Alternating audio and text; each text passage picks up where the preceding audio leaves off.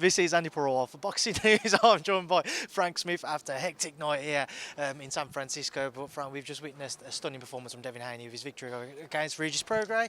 What did you make of what we saw in there? Unbelievable performance. He showed. We all know what skill Devin Haney's got, hence why he's in the position he is at such a young age. But didn't really expect it to go like that. Made it look easy in there tonight. So tremendous win for him. Two-weight world champion, undisputed at 135. Now he's got some big fights to be made, whether at 140 or 147. When you go back to that period in 2021, when he was really starting to build his name, the Jojo Diaz fights, the Linares fights, could you ever imagine he would have gone on from there to undisputed at 135? With such a dominant display at 140, talking about potentially moving up to 147, did you believe that you had this superstar on your hands back then? Look, it's the speed he's done it at as well. I believed he had a tremendous talent, but he's done it at such speed. And he hasn't shied away from any test. A lot of people said he wouldn't fight Lomachenko. He fought Lomachenko. He came up. He fought Regis Prograis. People thought that was the hardest fight at 140. I think we always knew how good he was, but he's just proven tonight to the world that he deserves to be in that position. There's going to be a lot of conversation about what next for him. Ryan Garcia seems to be the name that obviously been mentioned the most. Do you think that could be the most likely out in next? Yeah, look, I think that's a huge fight. Obviously, both on the DAZN platform, massive fight, and a fight that we should be able to make. And it will be a great fight as well. Just want to question you as well. Asked the press conference, I'll ask yourself a bit more detail. When we went to see him in the gym a couple of weeks ago, he mentioned going to fight in Saudi Arabia on the back of tonight. Do you think that is realistic next year? We see him out there, and obviously when you're out in Saudi in a couple of weeks' time, some conversations to be had? Yeah, for sure. I definitely think that's possible. I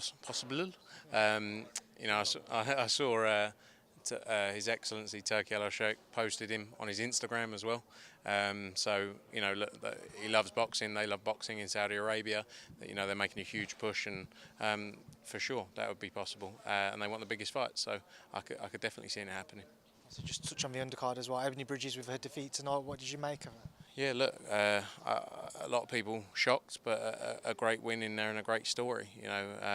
But Ebanie, I'm sure, will be back. It was a tough loss for her, but let's see where we go next. Do you have? Eddie said you got options. Is there a rematch clause in place at all? Yeah, there's options inclusive. We can work on that fight possibly, but we'll have to wait and see what happens the next few days. But we got options, so there's fights to be made there. Paro with a brilliant victory tonight against Montana Law. Yeah, the crowd were hard here tonight.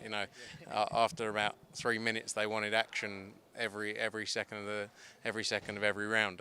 But he came out there after. I think he reacted to the crowd, and what a finish! What a shot, and a great win for him. Sets him up for a huge 2024 in the 140-pound division. I think Liam was unfortunately a victim of the success of Andy Cruz, who put on an unbelievable display. That performance, your thoughts on that, Frank, and what's next for him? Yeah, look, he's a superstar. He's got everything. That first fight, there was not concern, but there's always that thought of an amateur coming through, and are they gonna have that pro style? But what a performance from him. Straffon in his second fight. We've got to keep him active now. I think the plan will be to get him out in our US show in February and keep him busy. And towards the end of next year, he won't be far off challenging for a world title. Frank, just your thoughts as well on the IBF stance on Jai Opetaia going to fight Eli Zorro out in Saudi, saying that if he does take that fight, he's going to be stripped of his title. Obviously, Eddie's told me that he's going to vacate and he's going to proceed with that deal, but just your thoughts on it all. Yeah, look, it's a shame. Obviously, Bridges wasn't ready as well to fight. It is his mandatory. The key was keeping him active. For the end of September, it would have been great to get back out and defend that belt, but Jai's got to make the best decisions for his career. And what's best for him and his career, and he will do that. Belts, and at the end of the day, belts don't always mean everything.